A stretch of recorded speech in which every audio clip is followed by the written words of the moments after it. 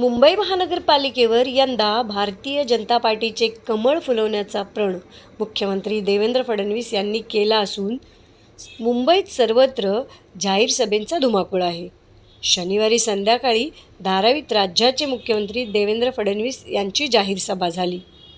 धारावीत भारतीय जनता पक्षाचे 3 उमेदवार निवडणुकीच्या रिंगणात आहेत.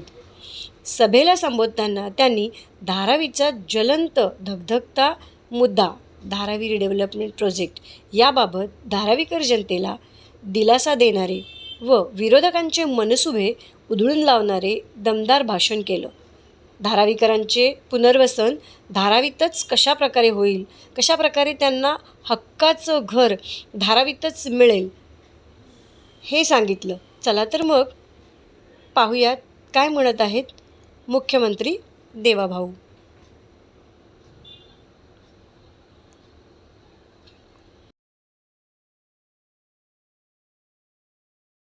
कोणीतरी घेऊन जाईल हा स्कोपच ठेवलेला नाही. या जमिनीच्या मालकीमध्ये आमची राज्य सरकारची, तुमची का राज्य सरकार म्हणजे तुम्ही तुमची मालकी त्या ठिकाणी आम्ही ठेवलेली आहे. त्यामुळे काळजी करू नका.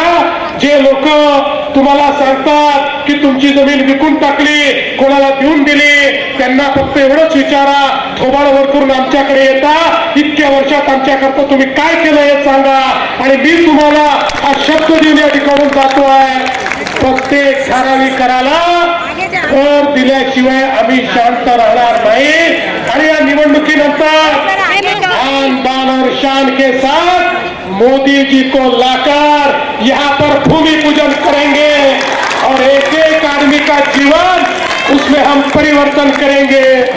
आताच आम्ही माननीय कामराज साहेबांना या ठिकाणी हार घालून श्रद्धांजली अर्पण केली आहे.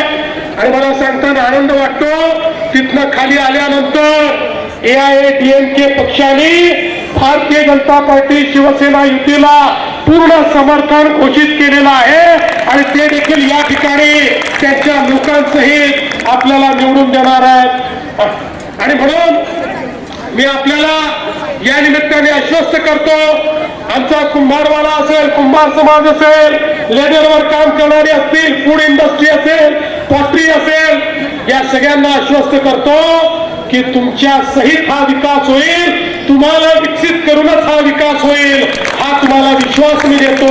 आणि आपल्या सगळ्यांना विनंती करतो, 15 तारखेला आपल्याला मतदानाला जायचं आहे. या ठिकाणी कमळ असेल तिथे कमळाची बटन दाबायची, जिथे धनुष्यबाण असेल तिथे धनुष्यबाणाची बटन दाबायची आणि भारतीय जनता पार्टी शिवसेना युतीला प्रचंड मताने या ठिकाणी निवडून द्या. 15 तारखेला आमच्या धनुष्यबाणाची आणि कमळाची काळजी तुम्ही घ्या आणि त्या 16 तारखेपासून धारावीकरांची काळजी आम्ही घेणार आहोत, हा विश्वास तुम्हाला देतो आणि माझं बोलणं संपवतो. धन्यवाद. जय हिंद, जय महाराष्ट्र.